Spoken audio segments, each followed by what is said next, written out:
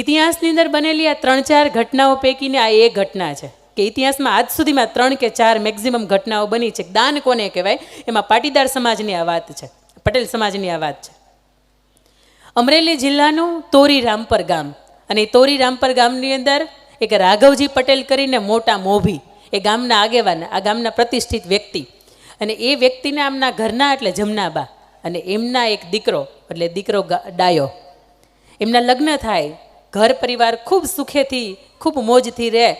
15-20 વીઘા 25 વીઘા જમીન, પાણીવાળી જમીન, એટલે સરસ મજાની વીઘા એ ખેડે, વાવેતર કરે, એમાંથી જે પણ થાય, પણ ખૂબ સંતુષ્ટ પરિવાર, અને ડાયો અને વ્યસનમુક્ત પરિવાર હતો. એટલે દીકરા ડાયાના લગ્ન પણ જલ્દી થઈ ગયા. દીકરા ડાયાને ઘેર ગંગા નામની સ્ત્રી છે એ પરણીને આવે છે.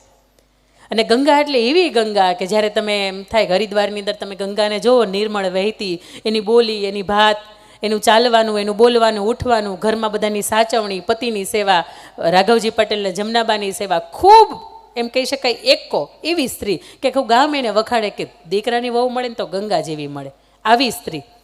અને એમ કહેવાય કે સુખી સંપન્ન પરિવાર હોય ને એની વચ્ચે ક્યાંક કોકની નજર લાગે.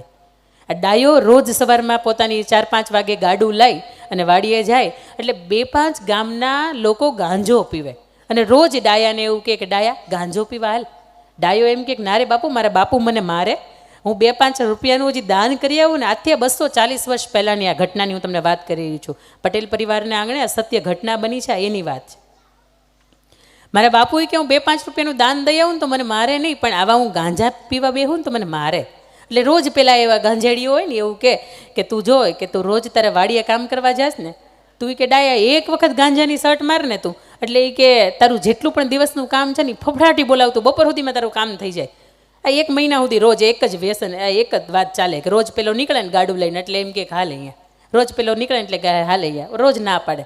પણ એમ કહેવાય કે પથ્થર ઉપર પાણી ઢોળે ને તો પથ્થરની એ ધાર હોય ને એ તૂટે ખરી. એટલે માણસનું મગજ છે ને એની પથ્થર જેટલું જ મજબૂત નથી. એટલે એક વખત ડાયાને એવું થયું બરોબર છે, એકાદી વખત લઈને ગાંજો ચાખવા દે ને શું ફેર પડે છે.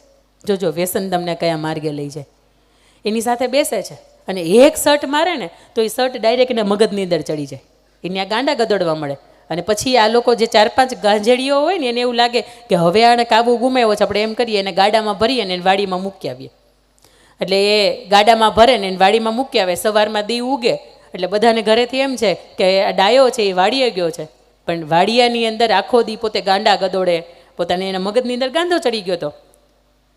અને પેલા વ્યક્તિઓ હતા ને એ છુપાઈ ગયા, એને ખબર જ નહીં કોણ ક્યાં છે. સાંજે દી ઢળ્યો, ગાડું વાડીએથી પાછું ન આવ્યું, એટલે જમનાબાઈ